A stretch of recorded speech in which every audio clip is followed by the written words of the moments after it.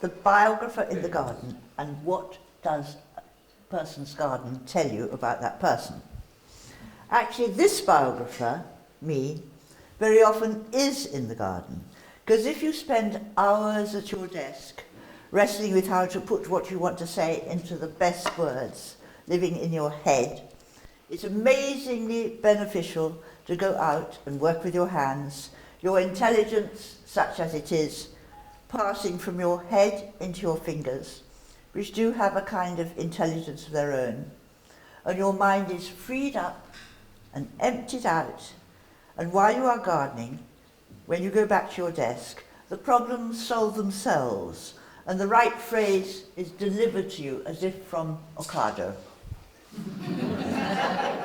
And some of you may remember a book by Alan Titchmarsh, published in 1984, called Avant Gardening, a guide to one-upmanship in the garden. I'd only recently become a gardener then, because when my 4 children were very young, I was too busy, and whatever garden we had was always full of bicycles and footballs. And like many family women, I only took to gardening when the children left home. And funny thing is, you use in gardening many of the same muscles developed when you're a parent. An obsessional concern with control, order, nurturing, feeding, arranging, planning, a good deal of heavy lifting, and all in a mixture of joy and despair. The battle between order and disorder. My husband Kevin, who is there, is not a gardener at all, apart from a passion for peonies. And the peony here is one of his. And it started life in a container on a London balcony, and then was planted out here in Somerset, where it has thrived for 10 years, but now is beginning to fail.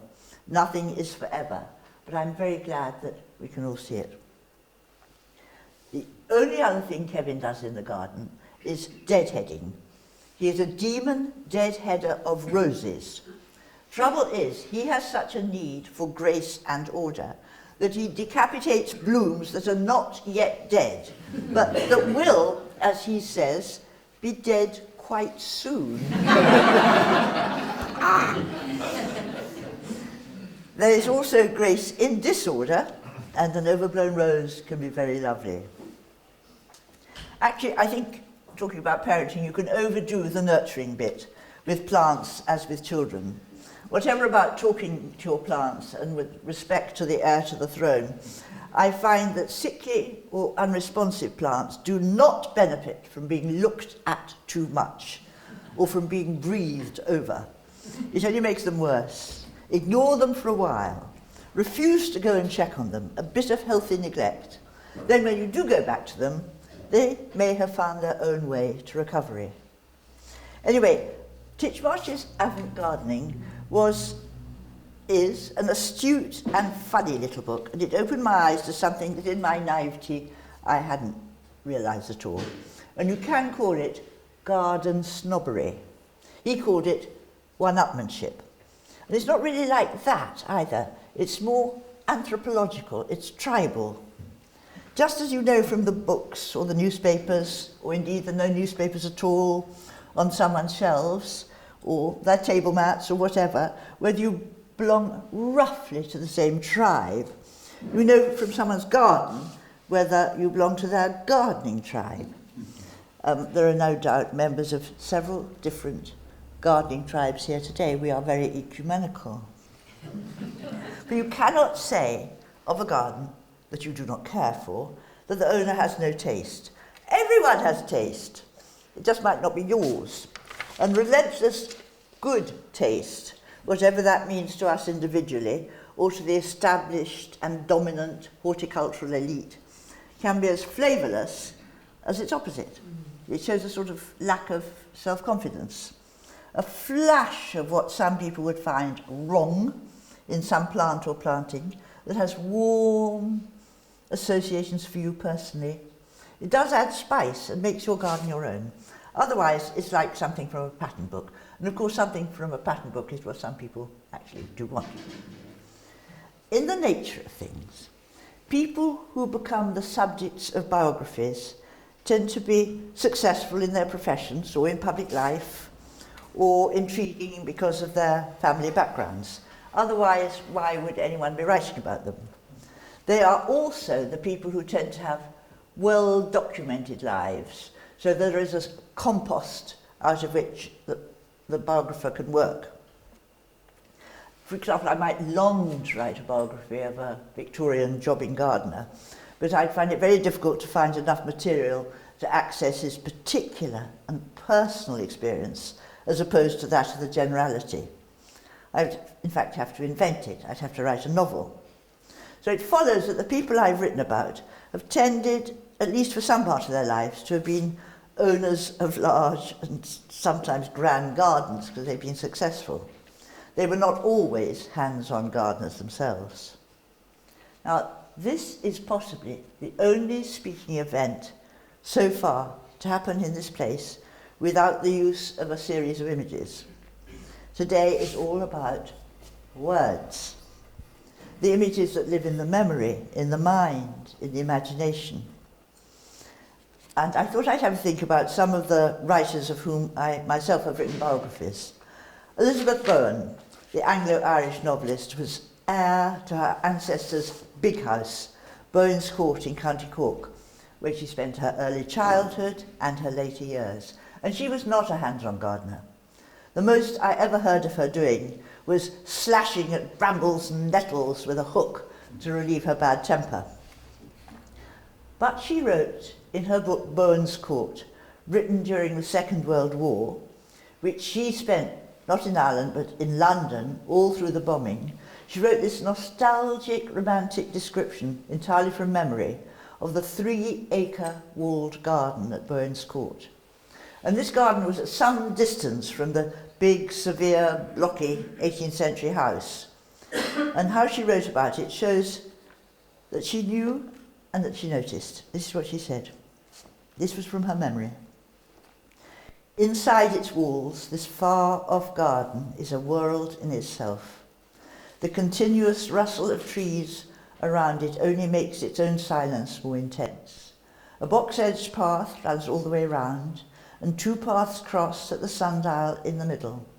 Inside the flower borders, backed by espaliers, are the plots of fruit trees and vegetables, and the glasshouse backs onto the sunniest wall.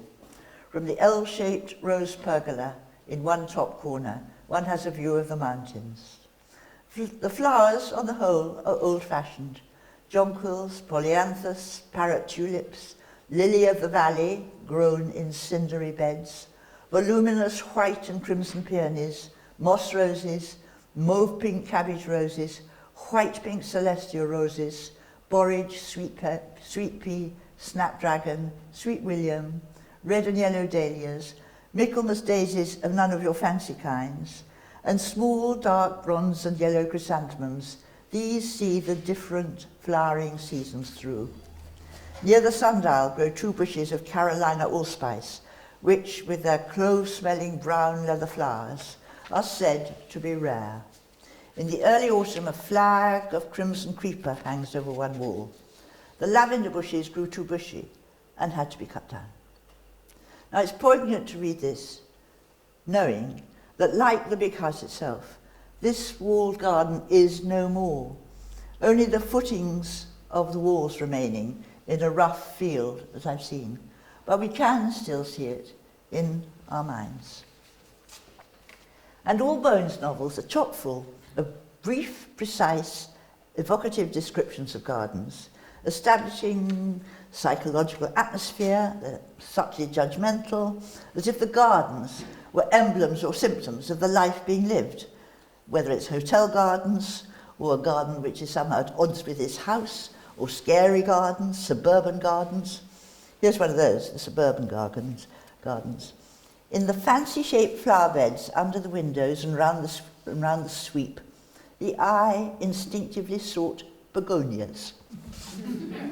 And I'll just read you one from dozens of examples. This is in a story called Look at All Those Roses, in which a couple who are driving in the deep country get completely lost, and they arrive at a house which is like a trap baited with beauty, ready to spring. This is what they saw. Each side of the path, hundreds of standard roses bloomed, overcharged with colour, as if this was their 1 hour. Crimson, coral, blue pink, lemon and cold white, they disturbed with fragrance the dead air. In this spellbound afternoon, with no shadows, the roses glared at the strangers, frighteningly bright. And this is such a more subtle way of conveying the sinisternness of the house they were coming to than the usual things one would do with creaking trees and darkness and gates or whatever. And I think Elizabeth Bowen was definitely someone who thought and who knew that you can tell what people are like from their gardens. Now, Edith Sitwell, who I wrote about, was also reared in a big house, a grand house, Renishaw Hall in South Yorkshire, encased in great gardens and woods. And the gardens, the lake, the bluebells in the wood in May, the carefully sited statues, the long vistas, the wilderness, the quietly coloured flowers and trees were all planned and replanned by her dotty, obsessional father, Sir George Sitwell. And all this was like the raw material of Edith's inner life and of her poems. She was a really unhappy child. She was much too tall and bony, with bad posture and a very unfortunate nose, and completely hopeless as a debutante Edwardian daughter. But in the garden with her 2 brothers, she was herself. This is what she wrote, a poem. But Dagobert and Peregrine and I were children then. We walked like shy gazelles among the music of the thin flower bells, and life still held some promise, never asked of what. And the secure magic of what Edith in the same poem called those sweet and ancient gardens never left her. But the gardens in her poetry are not real, not like the Bowen's Court garden we heard about. They're confections, just as was, if you've ever seen photos, her own remarkable appearance, all huge rings and high toques and robes improvised from remnants of furnishing materials. And her poetry is full of surreal garden imagery, very artificial, very fantastical, sometimes macabre, and as if seen through the eye of a child. Kenneth Clarke, of all people, discerned this. He said, "We picture her imprisoned in an enormous kitchen garden, where, to her childish eyes, the flowers, leaves, and fruits are all of giant size." Now that struck a big chord with me, because how much of all our conceptions of garden has to do with very early childhood, when we were small and everything else was big, like in Alice in the Looking Glass, Through the Looking Glass. And it doesn't matter whether the garden was big by grown-up standards, it was big for the child you were. Can you remember? I remember floating scarlet poppy petals in a bowl of water on the lawn and thinking they were great big ships. I remember being on my hands and knees, I suppose I was about 4 years old, and being suddenly confronted head-on by giant yellow and purple-blue faces of pansies and being thunderstruck that such things could be. And I'm still drawn to those kinds of pansies when I see them in garden centres, and I have to buy some. But their potency has diminished, and they now always disappoint me. But the gardens of memory, like lost, left gardens, like gardens we have made in adult life and no longer go to, they do survive in the mind and the imagination. Before I wrote about Edith, I wrote about Vita Sackville-West. She was certainly a hands-on gardener until rheumatism got the better of her. And by the end of her life, she was employing 5 gardeners. So much has been written about the garden at Sissinghurst, and probably most of you have been there, and it's unnecessary to describe it or her garden philosophy in this company. Basically, it's about lots of one thing, colour-themed garden enclosures or rooms, dense planting, cram, she would say, with festoons and tendrils slipping and sliding over paths and boundaries, and roses climbing up into trees, and a tolerance for self-seeders, whereas her husband, Harold Nicholson, campaigned for structure, framework, axes, straight lines, planning. It was a very strange marriage, but they were perfect garden partners. Vita's long meditative poem, The Garden, which won the Heinemann Prize, is, to my mind, much better than a more famous poem she wrote called The Land, which won the Hawthorne Prize. They're both book-length poems, though very slender books. The poem The Garden moves between sort of didactic horticultural instruction in verse and thoughts about mortality and lyrical poems within the poem. I want to read you a strange little bit about the garden in July. Vita does not like July. Heavy July, too rampant and too lush. High summer, dull, fulfilled and satiate. Nothing to fear and little to await. The very birds are hush. Dark, overburdened woods, too black their green. No leaping promise, no surprise, no keen, difficult fight against a young, a lean, sharp air and frozen soil. No contest bright of fragile courage winning in despite. Easy July, when all too warmly blows the surfeit of the rose, risking no harm. And those aggressive, indestructible bores, the herbaceous plants, that gladly take whatever's given and make no demand beyond the careless favour of a stake. I have no love for such fulfilment, none. Too sweet the English rain, too soft the sun, too rank midsummer in our gently moist island that never runs to extremes. Moderate beauty. So what does that poem and her gardening tell us about Vita? That she was passionate, romantic, excessive, expansive, deviant, emotionally opulent. This is all true.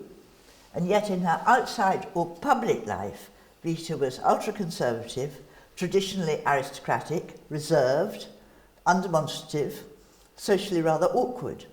The very idea of coming out or being exposed as a lifelong lover of women, which she was as absolutely appalling to her as was the same idea to Harold Nicholson, whose sexual inclination and practice was about young men. But this is another weird thing about gardening and what it tells you about a person. Making a garden, people can indulge or express aspects of themselves that they have to, or choose to, suppress in ordinary life, or which simply cannot be expressed, as it seemed with Vita, and as with Leonard Woolf, whose biography I've written. For a long time, by the way, I wrote about women because I did not dare to write about men. I didn't know whether, if I were for 10 minutes to inhabit the body of a man, I would think, oh my God, it's that different? Or whether I would think, oh my God, it's much the same when you have a few different inside bits and outside bits. And then I came to think, and this is certainly not deeply original, that it was all a continuum with extreme femininity and extreme masculinity at the opposite ends, and both these extremes actually producing rather boring and limited people, and with most people somewhere along the line between the two, and much more creative and interesting as a result. So I decided to dare to write about men. Now, Leonard Woolf was conscientious, hard-working, frugal, a lifelong supporter of world peace organisations and of the then new Labour Party, a man for meetings and minutes and resolutions and factory conditions and serious books about world order. He was the gardener at Monk's House, Rodmell, however much his wife, Virginia Woolf, rejoiced in it. He grew all their soft fruit and vegetables, became an expert on fruit trees, and in the proper season spent days and days meticulously pruning his apple trees. His wife was emotionally and mentally fragile, and he watched over her.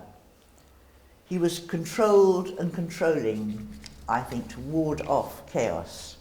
And I think he disappeared into the garden as an escape from everyone. I'm always losing him in the garden, wrote Virginia in a letter. He's up a tree or behind a hedge. And when E.M. Forster came to stay, he was hurt that he was left to read the Sunday papers in a deck chair, while Leonard was again up a tree. Forster had wanted a bit more chat, a bit more attention. But there was another Leonard. Before Virginia published her first novel, he published his own, an inspired, intuitive, anti-colonial novel called The Village in the Jungle, based on his 7 years as a very, very young colonial administrator in what was then Ceylon. If you have not read it, please do think of doing so. It's in print. But Virginia turned out to have what they call genius. And Leonard never, after one other foray into fiction, went that way again. But after her suicide, he remained at Rodmill, and his gardening changed. He had a new relationship with Trekkie Parsons, who was married, somebody else, and with whom he never lived full time. He loved her. They went on holidays together. She taught him that good wine was nicer than bad wine. She taught him to change his shirt more often. She was outgoing and pleasure-loving and kind, and she influenced Monk's house, making it less resolutely uncomfortable. She was a gardener too, and they collaborated. On the garden side of Monk's house, and maybe you've been there, Leonard erected his ultimate in conservatories, not exactly beautiful, and not exactly a conservatory, a long lean-to greenhouse extending across 2/3 of the back of the house, with the doors to the hall and the kitchen cut through it, and extending high enough upwards to take in the bedroom windows on the first floor. I don't think you would have got planning permission for that nowadays. And I don't think Virginia in her lifetime would have allowed it for 1 minute. And Leonard had always been good at growing colourful houseplants, but in his old age, he cultivated in this tall greenhouse an exotic jungle of lush, large, luridly flowering, fleshy, flamboyant tropical plants, some of which he had sent all the way from Ceylon, all totally at odds with the mainly traditional English garden, the herbs and the herbaceous, the paths and the borders, the orchard and the vegetables, onto which the greenhouse opened. Women fell in love and awe with Leonard right into his old age.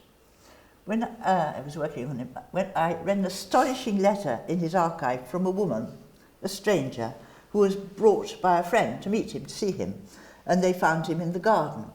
And later she wrote to him, "When I met your eyes over the wheelbarrow, I knew that I loved you." He did have very bright blue eyes, and I think probably a long suppressed sexuality. Someone, a man, unkindly referred to him as sitting in a meeting looking like an old prune. But the old prune revealed the other side of his nature in the outrageous, uninhibited flamboyance of his late life greenhouse gardening.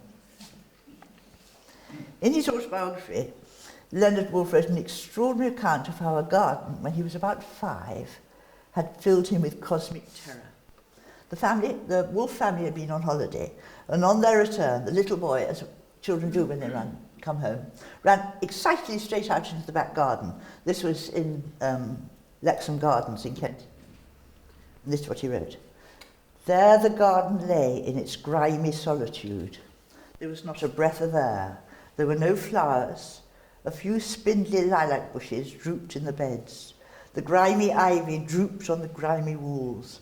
And all over the walls, from ivy leaf to ivy leaf, were large or small spider webs, dozens and dozens of them, quite motionless.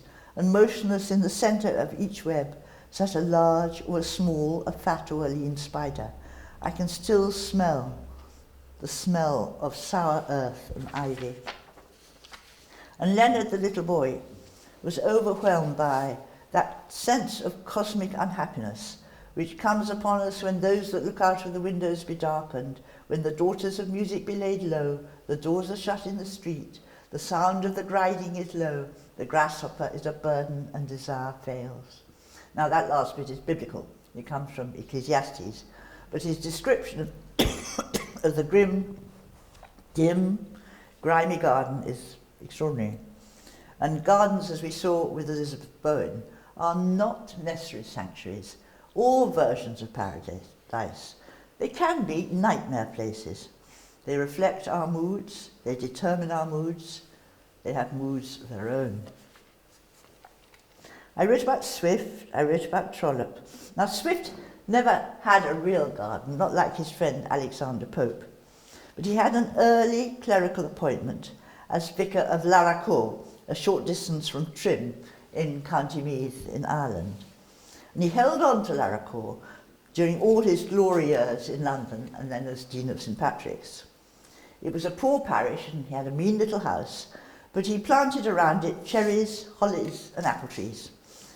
There was a little trout stream on his property, and along the banks of that he planted willows. And he said they brought him a sense of peace. It is one felicity of being among willows, he said, the one is not troubled by faction. When he was away in London or Dublin, he often longed to be among his willows. Not that willows would ever be really enough for this ambitious and troubled man. But it does strike me, in spite of what I talked about, kind of gender-free gardening, if you like, that men are more drawn to trees, and looking after trees and planting trees than women are. You can tell me I'm wrong. Now, Anthony Trollope led an itinerant life because he worked for the post office, was moved from place to place. And the first real garden that he and his wife had in their 40s was at Waltham House in Hertfordshire, about 14 miles from central London. We grew our own cabbages and strawberries, made our own butter and killed our own pigs, he wrote in his autobiography. He was particularly proud of their strawberries, which they grew as underplanting among roses in the flower garden. Now, just by chance, I do that too with wild strawberries, because they, in our garden, they spread and spread and spread and spread, and they do keep down the weeds under the roses. But Trollope knew absolutely nothing about plants and was bored when he was being shown around botanical gardens. Because, he said, I am called upon to listen to the names of shrubs conveyed in 3 Latin words, and I am supposed to interest myself in the locality from which they have been brought. But he did understand people's preoccupations with their gardens. This is from a novel called The Bertrams. When will the sea kale be fit to cut? When will the crocuses come up? Will the violets be sweeter than ever? Are the geranium cuttings thriving? We have dug and manured and sown and look forward to the reaping. Anthony himself had never dug or manured or sowed, though he had been seen charging round the lawn with a heavy roller. The truth is, he was interested in strawberries and cream, so he wanted the strawberries, and he was interested in how people talked about gardens. Not in gardening for itself. He was interested, as always with Trollope, in the people. And of course, we are interested in the people too. There's a recent illustrated book called The Writer's Garden by Jackie Bennett, subtitled, The Lives and Spaces of Our Best Loved Authors. And there's an awful lot of authors in it, from Jane Austen to Roald Dahl, with biographical summaries and good photography and descriptions of the gardens and the planting. And it's a good source for thinking further about what significant people's gardens can tell us about them. But I'd like to suggest that there is a secret garden archive that no one can ever know. Because in everyone's garden, there are plants that are there because they are must-haves, because you had them in previous gardens and can't be without them. There are plants there because they were there already and you don't have to have the heart to dig them up, though I do remember that Vita Sackville-West said the one test of a good gardener was rootlessness. There are plants there that you have dug up and brought with you from some past garden. There are plants that you smuggle back in your sponge bag from another country. There are combinations of plants seen somewhere else which enchanted you and which you try to reproduce. Long ago, for example, I had quite unplanned small dark violas growing between, or which I'd put between alchemilla. But then, of course, the alchemilla has great big floppy leaves and it completely swamped the violas. But then the violas contrived to come up through the alchemilla leaves with angled stems, like acrobats, like that, like that, like that, and stood up tall among the yellowy, greeny flowers of the alchemilla. And it was absolutely wonderful. And I've often tried to do this again, but I've never managed it. Some of the best things you do in gardening are completely accidental. There are effects which we try to copy from somebody else, and sometimes that works. There are plants which originate from cuttings or seedlings given to you by someone you love.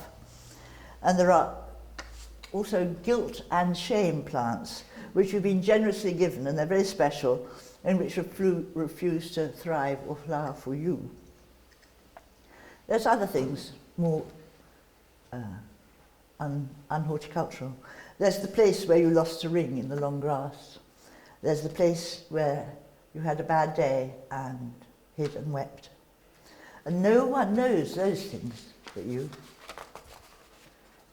And just as in the most copious paper archive, you can never really find your subject's interior life, not that interior life of hopes and fears and memories that goes on in somebody's head all the time.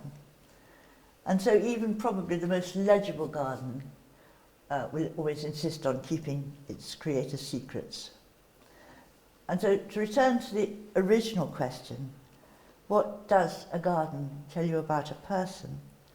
We might all go away and have a little think about what our gardens tell each of us, each one of us, and no one else about ourselves. It's probably more profitable than looking at each other's garden and saying, what does that tell me about hers?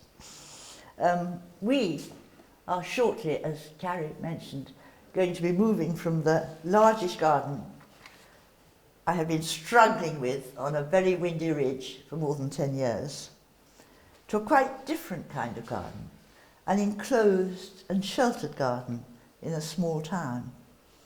And this is very exciting. I will start again. But I may find that I have, without realizing it, become somebody else quite different. Thank you. It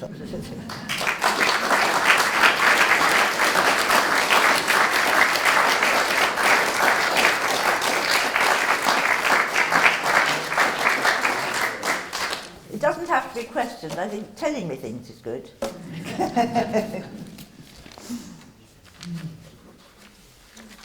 Yeah. I'd like to ask you a question about sexuality in gardens. I'm not clever enough for that. So I'd just like to ask you if you think your husband Kevin would appreciate somebody creating a rose called Anne Boleyn. Called Anne Boleyn. I think we should ask Kevin. Are you keen on Anne Boleyn? Very. Yeah. Lovely, yes. Well, you know what happened to her? She had her head cut off. That is his reference. Before, yeah, you'd have her head off in no time at all. Yeah. If you can only take one plant from your present garden, Oof. which one might you take? Well, do you remember, people who are local here will know, when the garden at Hadspin House was ploughed up, and it was no more. And the friends were allowed to go in and dig up a few plants if they wanted to. And in fact, it was quite interesting because it was winter. You had no idea what you dug up. And wandering around, they used to have a shop, a sort of garden shop at the side. I found in the little greenhouse there a box of dry earth. And in the dry earth, because I went like that, were little tiny corms, dried out. I had no idea what they were. But I just took that box home and planted them again and kept them damp. And they all grew like Jack and the Beanstalk. And what they were a little gladiolus papilio. And they were, I don't know if they're peculiar to Hadspin, but they're a very extraordinary mauvey grey. I mean, you could say they're grey flowers, but they're that kind of flower. And the result was that from this little box of dried up corms, I had them everywhere because they, perpetuate themselves, not only by doubling their little corms, but putting out runners as well. And they have a sort of double way of getting born. And so the whole garden was full of these gladiolus papilio. And I've given them away and given them away. I gave a lot of them to Bruton Station, the friends of Bruton Station who were doing the garden. I think it may have reached Weymouth by now. But I think even though they're, in a delicate way, thugs, I think I have to take a few of those with me. What's your favourite? I also had some of those from Hudson Garden. Oh, you did? And I think it's Papilio Ruby. Is it called? Well, no, the ruby one is beautiful. I had that. The ruby one is bigger, and is it not quite a rich red wine red? Yes, I think Yeah. read that one, didn't they? I've got one of those too. If I can find it, I'll dig that up as well. But this time, yeah, it's difficult. No, these are quite a different colour. They're greyish, tiny greyish flowers. What is your favourite season in the year in the garden? Well, neither summer nor winter, funnily. I mean, I rather like the housework of gardening. I like putting a garden to bed in the autumn, and I like getting it up in the, in say March, April, when you have to cut back it is housework, right? Cutting back all dead stalks and seeing green things coming up. That's quite nice. I like autumn and I like spring, and the other two, winter. Who needs it? No, summer's lovely, but it's not sort of... I don't quite agree with what Vita said about Horrible July, but I do know what she means about the trees looking black-green and nothing else is going to happen. No. And I think partly because autumn was like the beginning of the school year or something, you think the rustling leaves, something exciting is going to happen. And that's what I think. Thank you.